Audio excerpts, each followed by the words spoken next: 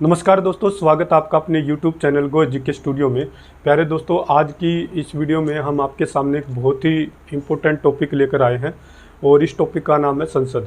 प्यारे दोस्तों, जैसे कि आप जानते हो कि संसद के 3 प्रमुख भाग होते हैं, राज्यसभा, लोकसभा और राष्ट्रपति। इन तीनों के सम्मिलित रूप को क्या बोला जाता है? संसद बोला जाता है। तो प्यारे दोस्तों, आज हम उसके पहले भाग यानी कि राज्यसभा के बारे में पढ़ेंगे। प्यारे दोस्तों, ये आपने बिल्कुल भी मुश्किल टॉपिक नहीं मानना है। जो बच्चे स्टार्टिंग में करते हैं उनको थोड़ा सा मुश्किल लगता है क्योंकि इसकी स्ट्रक्चर थोड़ी सी समझ में नहीं आती है, लेकिन मेरी पूरी कोशिश रहेगी दोस्तों कि आपको एक ही वीडियो में अच्छे से समझ में आ जाए। चाहे हम राज्यसभा करें या लोकसभा करें या राष्ट्रपति करें, तो मेरी पूरी कोशिश ये रहेगी कि आपको अच्छे से संसद के बारे में पता चले।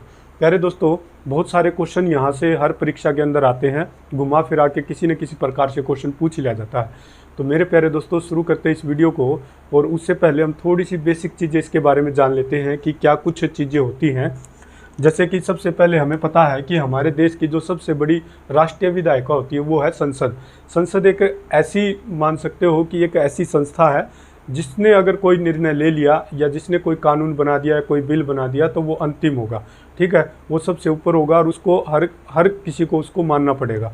तो संसद जो है दोस्तों, हमारे देश की सबसे बड़ी राष्ट्रीय विधायिका है। और ये, अगर मैं इसकी बात करूं दोस्तों, तो इस संसद का जो सबसे पहले डिजाइन तैयार किया था वो करा था सर एडविन लुटियंस ने। और एक व्यक्ति और थे, सर हेबर्ट ब्रेकर। अगर आपसे पूछा जाता है कौन क्वेश्चन ये आता है कि भाई बताओ कि संसद का जो डिज़ाइन तैयार किया था वो किसने किया था, तो सर एडविन लुटियंस और सर हेबर्ट ब्रेकर ने किया था। 1912-13 में इन्होंने डिज़ाइन तैयार किया था। लगभग 1921 में इसकी नींव रख दी गई थी। मेरे प्यारे दोस्तों, इसके 3 प्रमुख भाग होते हैं। संसद के 3 प्रमुख भाग होते हैं। राज्यसभा, जिसके बारे में हम आज पढ़ेंगे, ठीक है। एक होती है प्यारे दोस्तों लोकसभा और एक होती है दोस्तों राष्ट्रपति। ये इसके 3 प्रमुख भाग हैं। इन तीनों को मिला दिया जाए यानी कि राज्यसभा प्लस में लोकसभा प्लस में राष्ट्रपति, इन तीनों के सम्मिलित रूप को क्या बोला जाता है? संसद बोला जाता है। अगर आपसे पूछा जाए संसद के कितने सदन होते हैं, संसद के भाग या सदन पूछे तो दोस्तों सदन तो होंगे 2। कौन से सदन? एक राज्यसभा और एक लोकसभा। अगर पूछे दोस्तों संसद के भाग, अगर आपसे ये पूछे कि संसद के भाग कितने होते हैं, तो वो होते हैं 3, ठीक है भाई। राज्यसभा और लोकसभा तो इसके क्या हो जाएंगे? सदन हो जाएंगे। भाग पूछे तो इसमें राष्ट्रपति जो है वो भी इंक्लूड हो जाएगा। तो ये आपने ध्यान रखना है कि राष्ट्रपति भी आएगा भाग के अंदर, ठीक है। और इन तीनों के सम्मिलित रूप को क्या बोला जाता है? वो बोला जाता है संसद, ठीक है। अगर सदन पूछे तो राज्यसभा होती है जो कि इसका संसद का उच्च सदन होता है, जिसको अपर हाउस भी बोला जाता है। स्थायी सदन भी इसको बोला जाता है। और ये होता है मेरे प्यारे दोस्तों निम्न सदन, ठीक है। ये तो क्या है? संसद का उच्च सदन है। ये क्या है? निम्न सदन है।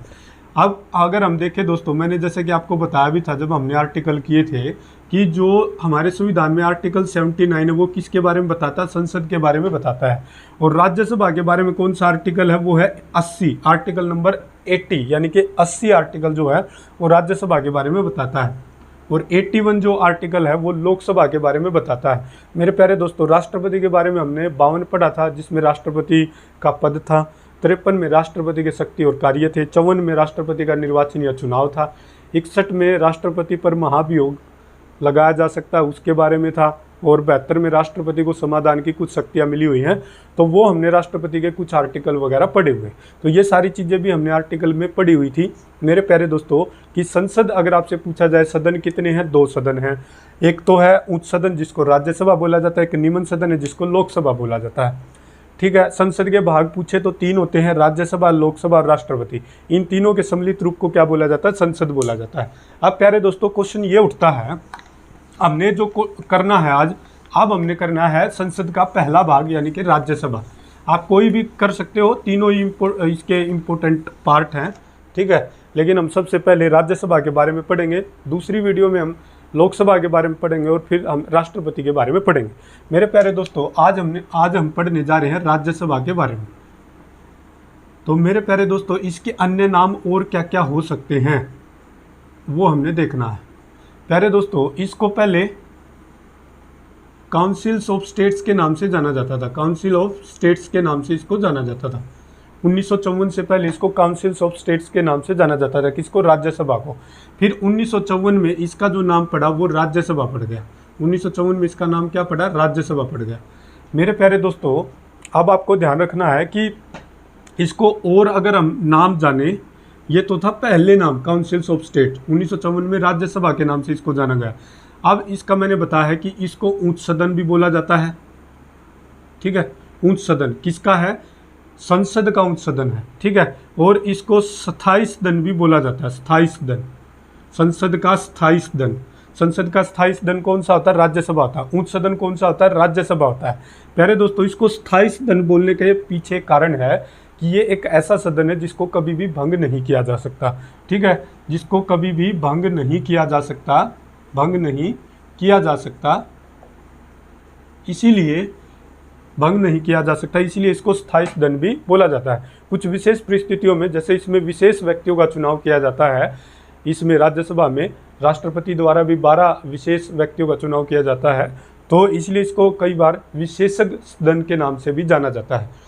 मेरे प्यारे दोस्तों ये आपने याद रखना है, आपसे क्वेश्चन पूछा जाएगा कि बताओ संसद का उच्च सदन कौन सा है, या राज्यसभा नाम कब पड़ा, या स्थायी सदन कौन सा है, ऐसा कौन सा सदन है संसद का जिसको भंग नहीं किया जा सकता। तो इस तरह से क्वेश्चन आपसे पूछे जा सकते हैं। आगे हम देखेंगे दोस्तों, अगली जो हमारा उठता है कि योग्यताएं क्या क्या हो सकती हैं। तो योग्यताएं जो होंगी दोस्तों वो क्या क्या होंगी, आपके अंदर क्या क्या क्वालिफिकेशन होंगी, कि अगर आप राज्यसभा का सदस्य बनना चाहते हैं तो आपके अंदर क्या क्या क्वालिफिकेशन होनी चाहिए।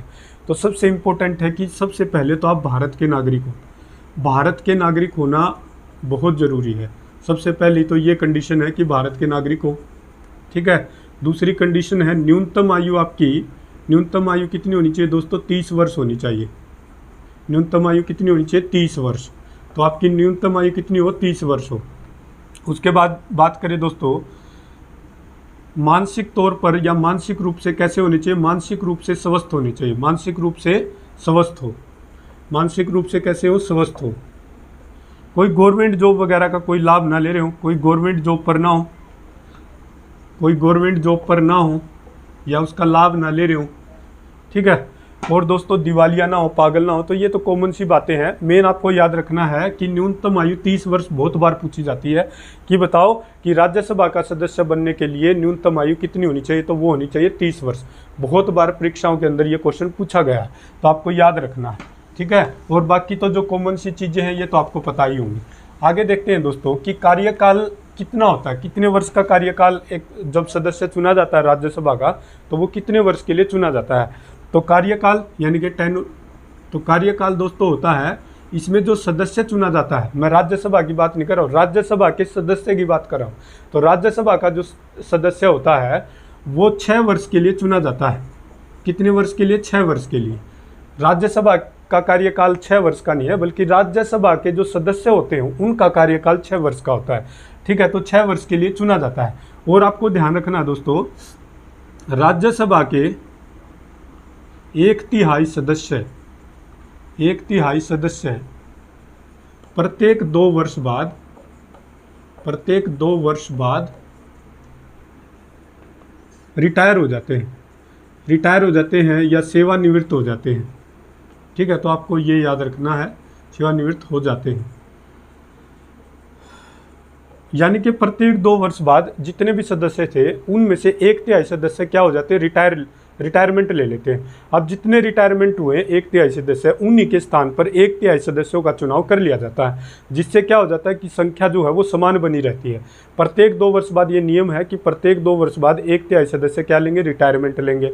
अब जितनों ने रिटायरमेंट लिया है यानी कि 1/3 सदस्यों ने, उतने ही सदस्य उनका चुनाव किया जाएगा 1/3 सदस्यों का, जिससे जो संख्या है वो बनी रहती है, ठीक है दोस्तों।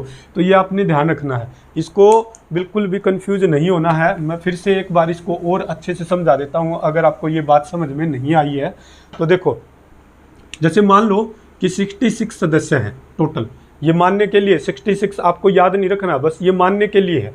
अब इसके 1/3 यानी कि इसको 3 हिस्सों में बांटेंगे तो 22-22 हो जाएंगे, ठीक है, 22-22 हो जाएंगे। अब मान के चलो मैंने ले लिया यहाँ पर 2016, 2018, 2020, यहाँ पर 22 सदस्यों का चुनाव कर लिया हमने, फिर अगले 2 साल में फिर 22 सदस्यों का चुनाव कर लिया और फिर अगले में 22। अब क्या होगा कि संख्या पूरी होगी। अब यहाँ से काम शुरू होता है, आगे देखो 2024, जैसे ही 2024 आएगा, मुझे बताओ दोस्तों, ये 2024 में आते आते इनका कार्यकाल यानी कि 6 वर्ष का जो है वो पूरा हो जाएगा।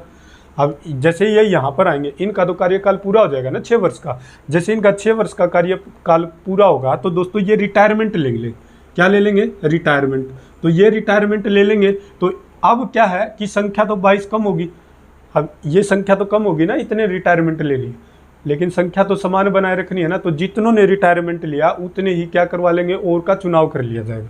तो जितने ने क्या किया, रिटायरमेंट लिया, उतने का ही चुनाव कर लिया गया। तो जिससे क्या हो जाएगा, यानी कि 22 ने रिटायरमेंट ले लिया, 22 का ही चुनाव कर लिया, नए 22 का चुनाव कर लिया। इससे क्या होगा कि जो संख्या है वो सेम बनी रहेगी। ऐसे ही ये प्रोसीजर चलता रहेगा और संख्या जो हमेशा समान बनी रहेगी। 1/3 सदस्य है, प्रत्येक 2 वर्ष बाद ध्यान रखना आपने रिटायरमेंट ले लेते हैं, यानी कि सेवानिवृत्त हो जाते हैं। तो इस लाइन को आपने अच्छे से समझना है, इसमें कंफ्यूज नहीं होना। आगे हम देखेंगे दोस्तों चुनाव प्रक्रिया। अब चुनाव प्रक्रिया यानी कि जो राज्यसभा के सदस्यों का चुनाव किया जाता है वो किस प्रकार से किया जाता है। मेरे प्यारे दोस्तों ध्यान रखना है कि इसमें जो चुनाव होता है वो अप्रत्यक्ष रूप से होता है। अप्रत्यक्ष का मतलब क्या होता है कि इसमें हम डायरेक्ट नहीं चुनते हैं, बल्कि जिन व्यक्तियों को हमने चुना है, ठीक है, वो व्यक्ति क्या करते हैं कि अपने कुछ प्रतिनिधित्व व्यक्तियों को चुनते हैं और उनको राज्यसभा में भेजते हैं, ठीक है। यानी कि हम इसमें डायरेक्ट वोटिंग नहीं करते हैं, इसलिए ये हमें दिखाई नहीं देता। मतलब अप्रत्यक्ष का मतलब जो हमें दिखाई ना दे, ठीक है। प्रत्यक्ष का तो वो होगा जिसके लिए हम डायरेक्ट वोटिंग करते हैं, ठीक है। जिनको हमने वोट करा है ना, वो व्यक्ति क्या करते हैं, अपने कुछ प्रतिनिधित्व चुनते हैं और उनको राज्यसभा में भेजते हैं। किस चीज़ के लिए भेजते हैं कि वो जाकर हम अपने राज्य को रिप्रेजेंट कर सके, सदन में जाके अपने राज्य के बारे में वो बता सके, ठीक है, उनकी समस्याओं के बारे में बता सके। तो मेरे प्यारे दोस्तों इसलिए इसको बोला जाता है अप्रत्यक्ष चुनाव, यानी कि जिसमें हम डायरेक्टली वोटिंग ना करके हमारे द्वारा जो चुने गए प्रतिनिधित्व हैं वो अपने व्यक्तियों को आगे राज्यसभा में भेजते हैं, इसलिए इसको अप्रत्यक्ष रूप बोला जाता है, ठीक है। जबकि लोकसभा में हम क्या करते हैं, डायरेक्ट लोकसभा के जो चुनाव होते हैं जैसे 2019 में हुए थे, फिर 2024 में हुए थे, तो उनमें हम क्या करते हैं, डायरेक्ट वोटिंग करते हैं और हम अपने प्रतिनिधित्व को चुनते हैं डायरेक्ट रूप से। तो वो हो जाएगा प्रत्यक्ष चुनाव, ठीक है। तो ये आपने ध्यान रखना। आगे हम देखेंगे दोस्तों, राज्यसभा का एक सभापति होता है। क्या होता है? सभापति। राज्यसभा का एक सभापति होता है, अध्यक्ष नहीं होता है, सभापति होता है। और राज्यसभा का एक सभापति यानी कि पदेन सभापति जो होता है दोस्तों, पदेन बोलो या खाली सभापति बोलो, तो पदेन सभापति जो होता है वो हमेशा हमारे देश का कौन बनेगा? उपराष्ट्रपति बनेगा। कौन बनेगा दोस्तों? उपराष्ट्रपति बनेगा। क्वेश्चन पूछा जाता है दोस्तों, बताओ कि जो हमारे देश राज्यसभा का प्रथम सभापति कौन था और वर्तमान में कौन है? तो इस तरह के क्वेश्चन जनरली आपसे पूछ लिए जाते हैं। अब दोस्तों राज्यसभा का जो प्रथम सभापति था वो तो पहला ही उपराष्ट्रपति होगा ना भाई। जब उपराष्ट्रपति को चुना जाता है तो जो प्रथम सभापति होगा वो भी तो प्रथम उपराष्ट्रपति होगा ना। और हमारे देश के प्रथम उपराष्ट्रपति कौन थे? डॉक्टर सर्वपल्ली राधाकृष्णन। तो डॉक्टर सर्वपल्ली राधाकृष्णन जो थे दोस्तों वो कौन थे? डॉक्टर सर्वपल्ली राधाकृष्णन जो थे वो हमारे राज्यसभा के प्रथम सभापति थे। अगर वर्तमान में पूछा जाए तो अब कौन है? वेंकैया नायडू है, ये वर्तमान में उपराष्ट्रपति हैं। तो ये क्या हो जाएंगे? राज्यसभा के पदेन सभापति हो जाएंगे वर्तमान में, ठीक है। तो ये बात आपने ध्यान रखनी है दोस्तों। अब मैंने आपको बताया था कि ये भी आपने ध्यान रखना है। एक बात और ध्यान रखेंगे कि जो ये होता है ना सभापति राज्यसभा का जो सभापति होता है, राज्यसभा का सभापति यानी कि उपराष्ट्रपति, यानी कि कौन बनेगा? उपराष्ट्रपति बनेगा, ठीक है। तो वो राज्यसभा का सदस्य नहीं होता है। ये बहुत ही इंपॉर्टेंट लाइन है, इसको याद कर लेना।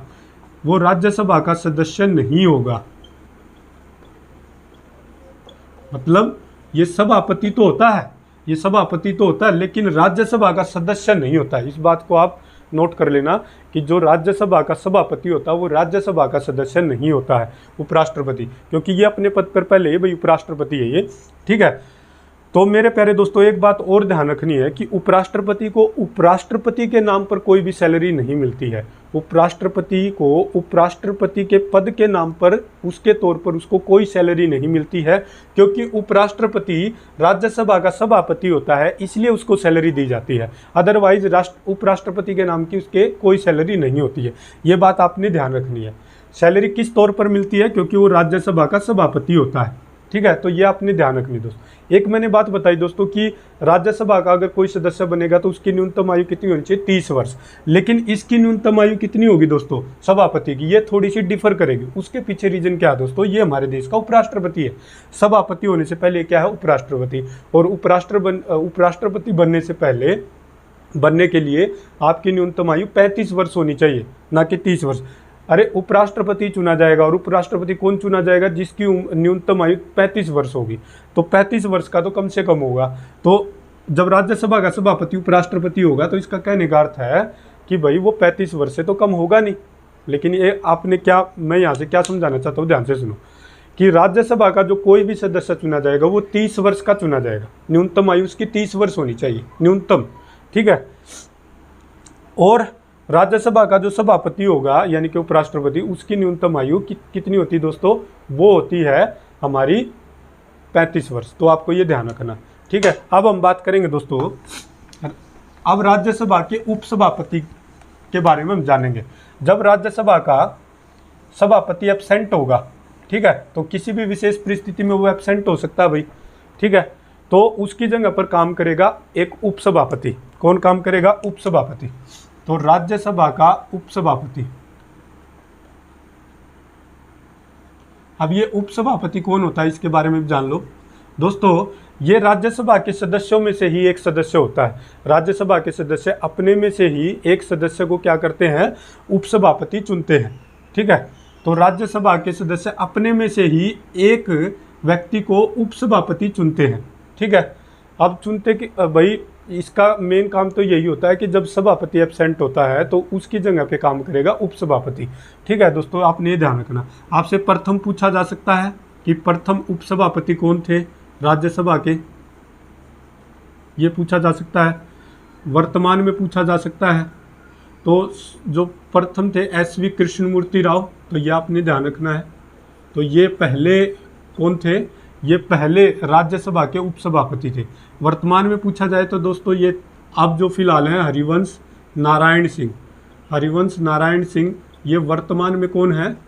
वर्तमान में दोस्तों राज्यसभा के उपसभापति हैं। ये बात और ध्यान रखनी है, सभापति तो राज्यसभा का सदस्य नहीं होता है, बल्कि उपसभापति राज्यसभा के जितने सदस्य होते हैं उसी में से एक सदस्य को उपसभापति बना दिया जाता है। ये बात आपने ध्यान रखनी। अब दोस्तों इनका काम क्या होता है?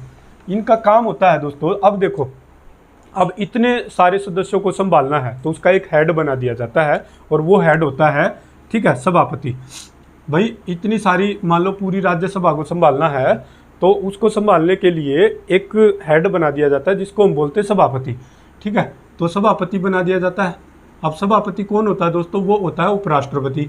कौन होता है? उपराष्ट्रपति।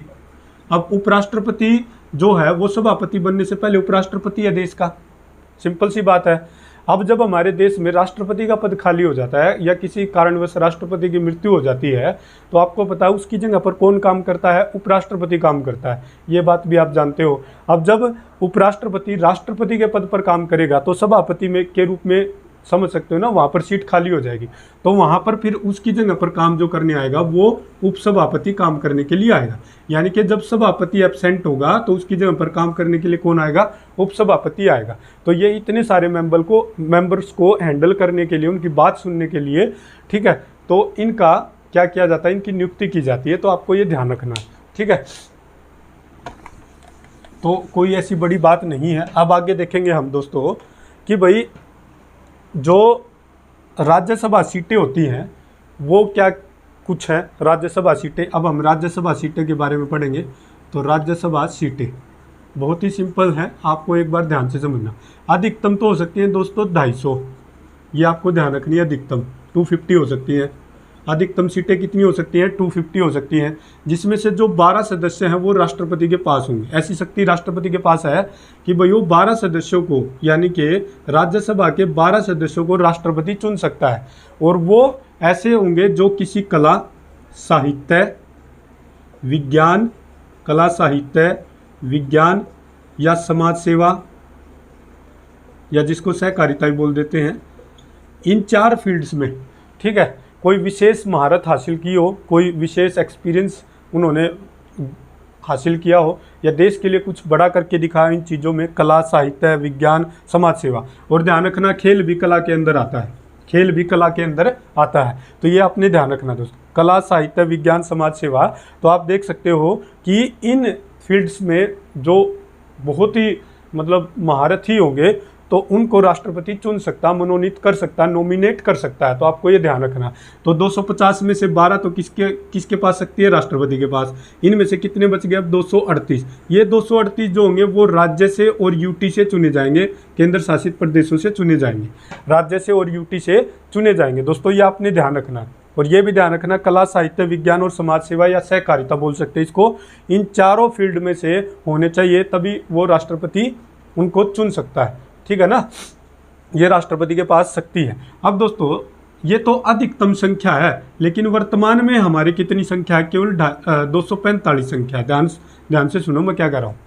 ये कंडीशन तब थी 238 की और 12 की, जब अधिकतम संख्या पे हम बात करें। अधिकतम तो जो सीटें हो सकती है राज्यसभा की वो 250 हो सकती हैं, लेकिन वर्तमान में भारत में केवल और केवल 245 है। अब 245 सीटें सेम एज इट इज बच जाएंगी जैसे कि यहाँ। 12 तो कौन ले जाएगा, राष्ट्रपति, यानी कि राष्ट्रपति के पास ऐसी शक्ति है, पावर है, वो नॉमिनेट कर सकता है 12 सदस्यों को राज्यसभा के कला, साहित्य, विज्ञान और समाज। जैसे कि आपको पता है कि सचिन तेंदुलकर और एक अभिनेत्री है रेखा, उनका चुनाव किया गया है, ठीक है, राज्यसभा मेंबर के लिए। तो आप ये समझ सकते हो कि राष्ट्रपति ऐसे व्यक्तियों का चुनाव कर सकता है।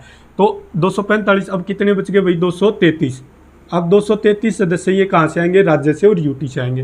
जैसे पहले दिल्ली और पुदुचेरी था, इससे दिल्ली से 3 सीटें थी और पुदुचेरी से 1 थी। अब तो आप देख सकते हो कि भाई पहले 4 सीटें थी, अब जम्मू कश्मीर भी आ गया, 4 सीटें वहाँ से, तो टोटल 8 सीटें होगी। तो आप समझ सकते हो कि ये 200 ये तो राष्ट्रपति के द्वारा होगी और ये 233 राज्य से और यूटी से आएंगी। ठीक है, राज्य से और यूटी से आएंगी। पहले दिल्ली में और पुदुचेरी में विधानसभा होती थी, तो विधानसभा ही तो भेजती है ना ये राज्यसभा के लिए मेंबर। ठीक है, तो आपको ध्यान हो, दिल्ली और पुदुचेरी में है, दिल्ली और पुदुचेरी में है। और अब आप देख सकते हो कि भाई जो जम्मू कश्मीर है वो भी बन गया है। तो मेरे कहने का मतलब है कि ये 233 सदस्य जो चुने जाएंगे वो राज्य से और यूटी यानी कि केंद्र शासित प्रदेशों से चुने जाएंगे। बस आपको याद रखना है, क्वेश्चन पूछा जाएगा, बताओ मैक्सिमम कितने सदस्य हो सकते हैं, 250। अब राज्यसभा के कितने सदस्यों को जो राष्ट्रपति वो मनोनीत कर सकता है या उनको नॉमिनेट कर सकता है, तो वो 12 सदस्य हैं। और वो किस क्षेत्र से हो सकते हैं, इन क्षेत्रों से हो सकते हैं। तो इस तरह के क्वेश्चन आपसे पूछे जा सकते हैं दोस्तों, और ये जनरली बहुत बार पूछे भी गए हैं। अब हमने ध्यान रखना है दोस्तों आगे इसके बारे में कि जो राज्यसभा सीटें बांटी जाती हैं वो किस राज्य की कितनी जनसंख्या होगी, ठीक है, उसके आधार पर राज्यसभा सीटों का आवंटन किया गया है। मेरे प्यारे दोस्तों, ये तब की गई थी जब 1971 में जो जनसंख्या थी भारत की, किस राज्य की कितनी थी, तो उसके आधार पर जो राज्यसभा की सीटें हैं वो आवंटित की गई थी। लेकिन आज आप देखोगे कि कोई राज्य बड़ा है और कोई छोटा है जनसंख्या में, और लेकिन बड़े वाले के पास कम सीट है और जिसकी जनसंख्या कम है उसके पास ज़्यादा है। वो उसके पीछे रीज़न ये है कि क्योंकि दोस्तों आप आज वर्तमान में देख रहे हो, ये 1971 की बात थी, उस समय के आधार पर जो जनसंख्या है वो आवंटित की गई थी। अब दोस्तों आपको ध्यान रखना है, कुछ चीज़ें आप याद रखोगे कि जैसे कि उत्तर प्रदेश है, उत्तर प्रदेश एक ऐसा राज्य है भारत में जिसकी जनसंख्या सबसे ज़्यादा है सभी राज्यों में। तो इसकी जो इसके पास जो राज्यसभा सीटें हैं वो कितनी हैं, वो 31 सीटें हैं। राज्यसभा सीटें कितनी हैं, 31 सीटें हैं किसके पास, उत्तर प्रदेश के पास। उसके बाद आता है महाराष्ट्र। महाराष्ट्र के पास दोस्तों, महाराष्ट्र के पास हैं कितनी सीटें, 19 सीटें। महाराष्ट्र के पास 19 सीटें हैं। कितनी सीटें हैं, 19 सीटें हैं। अब दोस्तों एक आंध्र प्रदेश होता था जिसके पास 18 सीटें थी, लेकिन उसमें से तेलंगाना अलग होने के बाद 11 रह गई हैं। ठीक है, और 7 उसके पास चली गई हैं। अब आप देखोगे तमिलनाडु में है 18, ठीक है। और आप देखोगे दोस्तों बिहार और पश्चिमी बंगाल इनके पास सीटें हैं 16-16, ठीक है। बिहार और पश्चिमी बंगाल के पास कितनी सीटें हैं? 16-16। अब आप देखोगे दोस्तों आंध्र प्रदेश, एक आपको याद होना चाहिए, आंध्र प्रदेश की कई बार पूछ लेते हैं। तो आंध्र प्रदेश के पास 11 सीटें हैं, पहले 18 होती थी इसके पास, लेकिन जैसे ही तेलंगाना अलग हुआ इससे 2014 में, तो इसकी जो अब रह गई हैं राज्यसभा सीटें वो कितनी रह गई? 11 रह गई। तेलंगाना के पास कितनी चली गई? तेलंगाना के पास चली गई 7। तो ऐसे बन के इनकी टोटल, ये भाई तेलंगाना पहले इसी का हिस्सा तो था, तो टोटल 18 होती थी, ठीक है। अब 7 इसमें चली गई हैं, तो ये ध्यान रखना। कई बार राजस्थान की आपसे पूछी जाती दोस्तों, तो राजस्थान की जो सीटें हैं राज्यसभा 10 हैं। हरियाणा की पूछी जा सकती है, हरियाणा की हैं 5 हैं। पंजाब, असम इस तरह के हैं, ठीक है। पंजाब, असम, तेलंगाना, पंजाब की बात करें, असम की बात करें दोस्तों, इनकी कितनी है? 7 है, ठीक है। तो ये याद रखनी है। जितनी भी 7 सिस्टर हैं उस साइड, उनकी 1-1 है, गोवा की भी 1 है। तो इस तरह से बेसिक तो आपको ये 2-3 यादें कर लेना कि भाई सबसे ज़्यादा किसकी है? उत्तर प्रदेश की, क्योंकि इसकी जनसंख्या ज़्यादा है, क्योंकि जनसंख्या के आधार पर ही राज्यसभा सीटों का आवंटन किया जाता है। ये बात अपनी दिमाग में बिठा लो कि भाई जिस राज्य की जनसंख्या ज़्यादा होगी उसी को उतनी सीट दी गई है, ठीक है। और ये 1971 के हिसाब से जो जनगणना हुई थी उसके हिसाब से ही, ठीक है। महाराष्ट्र में 19 है, ये 2 याद कर लेना, ठीक है। और जो भी आपका स्टेट पड़ता है, ठीक है, उसकी ज़रूर याद कर लेना कि आपका जो स्टेट है उसकी ज़रूर याद कर लेना, क्योंकि जनरली पूछी जाती है, ठीक है दोस्तों। तो ये आप याद रखोगे। आगे कुछ और क्वेश्चन हैं वो हम देख लेते हैं। अब यहाँ पर आ जाओ दोस्तों, राज्यसभा का पहली बार जो गठन किया गया था वो किया गया था 3 अप्रैल 1952 को। 3 अप्रैल 1952 को राज्यसभा का पहली बार गठन किया गया था। तो राज्यसभा का पहली बार गठन कब किया गया? 3 अप्रैल 1952 को किया गया। तो 3 अप्रैल 1952 को राज्यसभा का पहली बार गठन किया। राज्यसभा लोकसभा की पहली बार बैठक कब हुई दोस्तों? तो वो हुई 13 मई 1952 को, ठीक है। राज्यसभा लोकसभा की पहली बार बैठक कब हुई? 13 मई 1952 को हुई थी। धन विधेयक को राज्यसभा अपने पास रख सकती है, वो रख सकती है 14 दिनों के लिए, 14 दिनों के लिए। अब देखो मेरे प्यारे दोस्तों, धन विधेयक को राज्यसभा अपने पास कितने दिन के लिए रोक सकते हैं? 14 दिन के लिए रोक सकते हैं। इसको ध्यान से समझो। देखो धन विधेयक सबसे पहले जो दिया जाता है, सबसे पहले पेश किया जाता है, वो किया जाता है लोकसभा के अंदर। किसके अंदर किया जाता है? लोकसभा के अंदर।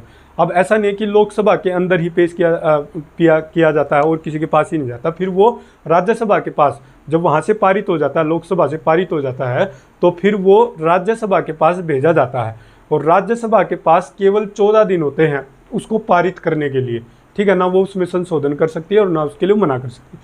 तो 14 दिन तक अगर वो उसको पारित नहीं करती है तो वो अपने आप पारित हो जाता है। ध्यान से सुनो दोस्तों, मैं क्या कह रहा हूँ कि जो धन विधेयक होता है वो सर्वप्रथम सबसे पहले लोकसभा में पेश किया जाता है।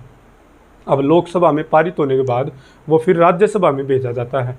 राज्यसभा में 14 दिनों का टाइम होगा। 14 दिन, ये क्वेश्चन बहुत बार पूछा गया, 14 दिनों तक उनके पास टाइम है कि अगर वो पारित करते हैं तो ठीक है, अगर वो पारित नहीं करते हैं तो अपने आप वो पारित हो जाएगा 14 दिनों के बाद, ठीक है। उनके पास, राज्यसभा के पास ऐसी कोई शक्ति नहीं है कि वो उसमें कुछ संशोधन कर दे या उसको पारित ना करे, ठीक है। अगर नहीं करेगी तो वो स्वतः अपने आप पारित हो जाएगा। ये बात आपने ध्यान रखनी है दोस्तों। ये था पहला पार्ट दोस्तों। उसके बाद हम पढ़ेंगे लोकसभा के बारे में। मेरी पूरी कोशिश थी दोस्तों कि आपको एक एक डिटेल में अच्छी चीज़ आपको समझा पाऊँ।